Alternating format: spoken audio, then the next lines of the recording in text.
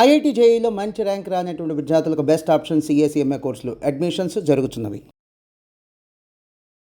నమస్తే రమగారు. నమస్తే జయ. రమగారు, పౌర్ణమి మనము ప్రతి నెల వస్తూ ఉంటుంది, చేసుకుంటూ ఉంటాం. కానీ పర్వదినాల్లో వచ్చినప్పుడు దీనికి సంబంధించి ప్రత్యేకమైన విధానాలు ఏమన్నా పాటించాలా జనసామాన్యంగా అందరం కూడా?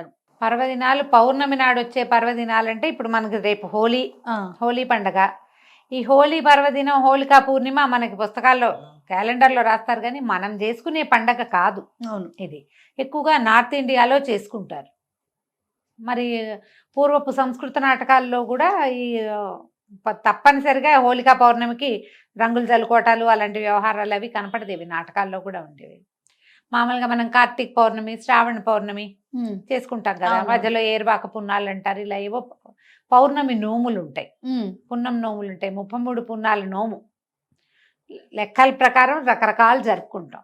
ఏ పౌర్ణమైనా విశేషమైన రోజే చేయాలి. అది పర్వదినంగా పండగగా చేసుకునేది హోలీయే పెద్ద పండగ. అవునవును, మనకు కాకపోయినా ఉంది. ఈ నార్త్ ఇండియన్స్ అంటే మనకి మార్వాడీస్, గుజరాతీస్ వీళ్ళందరూ ఏంటంటే హోలీకి ఒక వారం ముందు నుంచే వాళ్ళ పూజలు అవి ప్రారంభం అవుతాయి. మనకు అట్లా ఏం లేదు. ఆ రోజులు రంగులు చల్లుకోవడం, సినిమాలు వాటి చూసి మనకి సినిమాల్లో ఒక ఈవెంట్గా కనపడుతుంది కాబట్టి మనం ఒక ఈవెంట్గా చేసుకుంటున్నాం. మనం అసలు నిజంగా దాని విధి విధానాలు తెలియవు మనకి. పూజా విధానమే తెలియదు కదా రమ్మగారు. తెలీదు మనకి, ఊరికే రంగులు చల్లుకోవటమే తెలుసు. వాళ్ళు దాన్ని పూజగా కూడా జరుపుకుంటారు. ఓ వారం ముందు నుంచే దేవాలయ దర్శనాలకు వెళ్తారు. పెళ్లి పనులు అవి ఉంటే చెయ్యరుట. వారం ముందు నుంచి కీడు ఆ రోజుతోటి అది విడుస్తుందంటారు వాళ్ళ పద్ధతులు. మనకు అవేం తెలియవు. మేము కూడా ఈ మధ్య తెలుసుకున్నాను. నేను కొత్త కొత్త బంధువుల రాకల వల్ల తెలుస్తున్నాయి, కానీ లేకపోతే మనకు అసలు తెలియదు. ఏ పౌర్ణమైనా మనకి పర్వదినమే. పౌర్ణమి నాడు మనకి ఎట్లా అంటే ఇప్పుడు మామూలుగా మనం చాంద్రమానం కదా మన కథ అంతా. చాంద్రమానంలోనే మనం అన్ని పర్వదినాలు పండుగలు చేసుకుంటాం. మనం ఒక సౌరమానపు పండగ ఏమిటి మంది, మకర సంక్రమణం ఒక్కటే, అంతే. మిగిలినవన్నీ చంద్రుడితోటే మన పండగలన్నీ ఉంటాయి. శ్రీరామనవమను, కృష్ణాష్టమను, వినాయక చవితను కదా, బలిపాడ్యమి దగ్గర నుంచి బాయి దూజను అది కూడా చేస్తాం కదా, భగినీ హస్త భోజనం. అవునండి కదా, యమ ద్వితీయ, ఇవి చూడు అన్ని తిథుల ప్రకారమే ఉంటాయి. అయితే ప్రతి తిథులకి ప్రతి నెలలోనూ మొదటి ఎండలో వచ్చేది పౌర్ణమి. ఈ పౌర్ణమి నాడు చంద్రుడు పూర్ణ కళలతోటి కనపడతాడు. చంద్రుడు మనఃకారకుడు అని చెప్తారు. మానసికమైన సమస్యలకి సమాధానంగా ఉంటాడు. మనకి పౌర్ణమి నాడు ఈ మన సముద్రంలో అలలు పెరుగుతాయి అని చెప్తారు, ఆటుపోట్లు పెరుగుతారు. అమావాస్యకి పున్నానికి వీడికి తెక్కొస్తుందండి అంటారు ఎవరికైనా మనసు బాగుండని వాళ్ళకి. అలాంటి వాళ్ళకి కూడా ఈ పౌర్ణమి తిథి విశేషంగా పనిచేస్తుంది. ఎవరైనా కూడా పౌర్ణమి నాడు లక్ష్మీనారాయణులను పూజించటం మంచిది, లలితాదేవిని పూజించటం మరీ మంచిది. యుక్త వయసులో ఉన్న ఆడపిల్లలు, వివాహం కాని వాళ్ళు కానీ, సంతానం కలగని వాళ్ళు కానీ, ఏవైనా గ్రహదోషాలు లాంటి వాటితోటి బాధపడేవాళ్ళు కానీ, మానసికమైన అనారోగ్యంతో ఉన్నవాళ్ళు కానీ పౌర్ణమి నాడు పగలు ఉపవాసం ఉండి సాయంకాలం విష్ణు పూజ కానీ, లక్ష్మీ పూజ కానీ, లలితా పూజ కానీ ఏదైనా ఒకటి చేసుకుంటే ఈ సమస్యల్లోంచి బయటపడచ్చు. ఎవరైనా చేసుకోవచ్చు. దీనికి మడి అవి ఇవి ఏమిటేమిటో ఆలోచించద్దు. మీ ఇళ్లలో ఎలాంటి పూజా విధానాలు ఉంటాయి వాటిని అనుసరించండి. ఏదైనా పూజ చేసుకోవాలంటే మీరేం అనుసరిస్తారు? అదే అనుసరం. దీనికి మనం ప్రత్యేకంగా చేసేది ఏంటంటే పూర్ణబింబం వచ్చేస్తుంది. సాయంకాలం 6 అయ్యేసరికల్లా వచ్చేస్తాడు చంద్రుడు. ఆ బింబాన్ని చూసి నమస్కారం చేసుకోవాలి. మనం లలితా సహస్రనామాన్ని చదవాలంటే ఆ వెన్నెల పడే చోట కనుక కూర్చుని ఆ పూర్ణబింబంలో లక్ష్మీదేవినో, లక్ష్మీనారాయణులనో, లలితాదేవినో భావించి పూజించుకోవటం. ఓకే, మనకి ప్రతిమ కావాలి కాబట్టి ఇంట్లో ఏదో ప్రతిమ విశేషాలు ఉంటాయి కదా, అక్కడ పూజ చేసుకోవటం.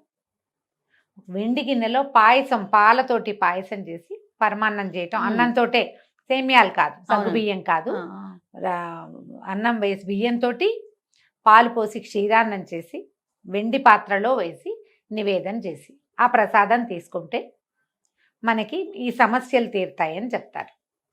ఇది చాలా కాలంగా చాలామంది పాటించే పద్ధతి. నోముగా పెట్టుకోవద్దు. నోము అనుకోకండి, ఇది ఒక విధానం అంతే.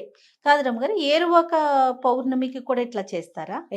ఏ పౌర్ణమికైనా చేసుకోవచ్చమ్మా. చంద్రుని యొక్క కిరణాలు పడి ఆ, అవి తింటే కనుక సంతానం లేని వారికి సంతానం కలుగుతుంది. కలుగుతుంది మీరు ఈ మొత్తం ఇన్ని నెలలు చేసుకోవచ్చు, ప్రతి నెల పౌర్ణమి వస్తుంది వస్తుంది కదా. కదా. ప్రతి నెల చంద్రుడు అవే 15 కళలు నిండిపోయి కనపడతాడు మనకి. 15వ రోజు పూర్ణచంద్రుడుగానే దర్శనమిస్తాడు. అవును. ఆ చంద్రకిరణాలు పడిన పాయసం మంచిది, ఈ సమస్యలన్నిటికీ సమాధానంగా ఉంటుంది. ఓకే. అమ్మాయిలకి కన్యలకి చక్కటి వరుడు వస్తాడు, సంతానం కలుగుతుంది, మానసికమైన ఆందోళన, స్ట్రెస్, తగ్గిపోతుంది. యాంగ్జైటీ లాంటి సమస్యలు ఉంటే అవన్నీ తగ్గుతాయి. ఏమైనా గ్రహ బాధలు ఉంటాయి, చాలా మందికి ఉంటాయి కదా జాతకం ప్రకారం, వాళ్ళు ఎవరైనా ఇది చేసుకోవచ్చు. పగలు కాస్త తేలిగ్గా తినటం, అన్నం తినకండి, ఇంకేదో టిఫిన్ ఏదో తినండి మీ ఓపిక ప్రకారం. చీకటి పడేసరికల్లా చక్కగా స్నానం చేసి, లేదా ఆరోగ్యం లేకపోతే కాళ్ళు చేతులు మొహం కడుక్కొని పొద్దున్నుంచి ఇవి నా బట్టలు మార్చేసుకోండి, బట్టలు మార్చుకోవటం. తర్వాత కాస్త క్షీరాన్నం చేసుకుని బంగారు పువ్వు వేసిన వెండి కంచంలో కానీ, లేదా చిన్న పాత్ర ఇంతది, మిగిలిన పాయసం ఇంట్లో లోపల దేవుడి దగ్గర పెట్టుకోండి. చిన్న వెండి గిన్నెలో పాయసం పెట్టండి, ఆ చంద్రకిరణాలు పడేలాగా పెట్టుకోండి బయట. అక్కడ కూర్చోండి, చంద్రబింబాన్ని చూస్తూ నమస్కారం చేసుకుని అందులో పరమాత్మను అమ్మవారిను భావించి చదువుకోండి. మీరు ఏం చదువుకోదలిస్తే అది. ఏదైనా ధ్యానం చేసుకుంటాము, చదువుకోవటాలు అవి మాకు రావండి, మెడిటేషన్ చేస్తామంటే చంద్రకిరణాలు పడే చోట కూర్చొని మెడిటేట్ చేసుకోండి. ఓకే. బ్రీదింగ్ ఎక్సర్సైజ్ చేస్తారు చాలామంది, అవును, అలాంటివైనా పర్వాలేదు. ఆ పాయసాన్ని చంద్రుడికి నివేదన చేసి అది పుచ్చుకోండి. ఓకే. చాలా సమస్యలు తీరుతాయి. ఇప్పుడు హోలీ అంటే ఏదో పొద్దుటిపూట రంగులు చల్లుకుంటారు పిల్లలు సరదాగా, మనలాగా పెద్దవాళ్ళు ఏం చేస్తాం, మనం ఏం చెయ్యం. అవును, మనం అందరం రోడ్ల మీద పడి ఏం ఆడం కదా. ఆ రోజున ఇది అద్భుతమైన రోజు కాబట్టి మనం ఇది చేసుకోవచ్చు, విధానం చేయొచ్చు కదా. తప్పకుండా ప్రతి పౌర్ణమికి చేసుకోవచ్చు. పిల్లలకి అలవాటు చేయండి, చక్కగా ఇంటిల్ పాది కూర్చుని చదువుకోవచ్చు, సహస్రనామం చదువుకోవచ్చు, విష్ణు సహస్రనామం చదవచ్చు, లలిత సహస్రనామం చదువుకోవచ్చు. సూర్య భగవానుడికి మనం ప్రతిరోజు ఉదయం చేస్తాం, నమస్కారం చేసుకుంటాం. అదే ఈయనకి 15 రోజులకి ఒక్కసారి, 15 రోజులకు ఒకసారి. తర్వాత ఏం చేస్తారంటే చంద్రుడికో నూలు పోగని ఎప్పుడైనా వింటారు కదా. ఈ నూలు పోగని ఒట్టి మాట కాదు చేయాలి, నెలపొడుపు వస్తుంది కదా, చంద్రవంక వస్తాడు చూడు, అప్పుడు వస్త్రంలోంచి ఒక నూలు పోగు వేస్తారు, వేసేవాళ్ళు ఇది వరకు. చంద్రుడికి కట్టుకున్న వస్త్రంలోంచి ఒక్క పోగు తీసి చంద్రుడి కోసం వదిలిపెట్టేవాళ్ళు. ఓకే. జరిగేది క్రియ, అట్లా చేసేవాళ్ళు. అంటే దీని వెనకాల ఏంటి రమ్మగారు, ఇట్లా చేయటం వల్ల సమస్యలు తీరుతాయి, గ్రహదోషాలు చేసేవాళ్ళు ఇది వరకు, చాలా కాలం క్రితం. ఇటీవల మనం ఎందుకంటే అసలు అంగవస్త్రం ధరించడం, పంచ ధరించడం పోయింది కదా జయ, అవునా కాదా? అవును కదా రమ్మగారు. మనకి ఉత్తరీయాలు పోయి టవల్స్ వచ్చినాయి, ఊళ్ళల్లో కూడా తువ్వాలు భుజాన్ని వేసుకుని తిరుగుతారు, అందులోంచి దారం రాదు బయటికి. అసలు ఎక్కడొస్తున్నాయి ఇప్పుడు? నీకు ఉత్తరీయంలో నుంచి వస్తుంది. కండువా వేసుకునేవాళ్ళు కదా పల్చటివి, అందులో నుంచి వస్తాయి. ఓకే. కట్టుకున్న వస్త్రం నుంచి ఒక్క పోగు తీసి అట్లా పోగు అట్లా కంత కనపడతాడు కదా, నెలపొడుపు, ఆ పొడిచినప్పుడు అట్లా చంద్రుడికి సమర్పించటం, చాలా సమస్యలు తీరేవి ఇదివరకు అట్లా చేసేవాళ్ళు. అప్పుడు ఏం పాటించేవాళ్ళు జయ, ఇంత సోషల్ మీడియా లేదుగా పాత రోజుల్లో, వాళ్ళకి ఏం తెలుసు, వాళ్ళకి ఏం తెలుసు, శాస్త్రం తెలుసు, వాళ్ళకి విధానాలు తెలుసు, అందరూ చేయాలి సార్వజనిక. అసలు క్వశ్చన్స్ లేవు కదా రమ్మగారు, ప్రధానమైన పెద్దవాళ్ళు ఏం చేశారు, మనం ఇంట్లో అది ఫాలో అయిపోవడం, అంతేకాని అది ఎందుకు చేయాలి, అది చేయటం వల్ల ఏమొస్తుంది, ఏమి రాదు, నో క్వశ్చన్స్. అదే కదా. పౌర్ణమి నాడు రకరకాల దానం చేయొచ్చు జయ, బియ్యము, పాలు, పెరుగు, నెయ్యి అలాంటివి దానం చేసుకోవచ్చు. తెల్లటి వస్త్రాలు, ముత్యాలు, మల్లె పువ్వులు లాంటి తెల్లని పువ్వులు, ఇవన్నీ కూడా ఎవరికైనా ఇస్తే కూడా మంచిదే. ఓకే. పౌర్ణమి నాడు పగలిచ్చుకోవచ్చు, ఎవరికైనా దానం చేసుకోవచ్చు, దానం చేసినా మంచిదే, ఇలా మనం పూజ చేసుకున్నా మంచిదే. మీ అవకాశాన్ని బట్టి చేసుకోండి. తప్పకుండా. నమస్తే. నమస్తే.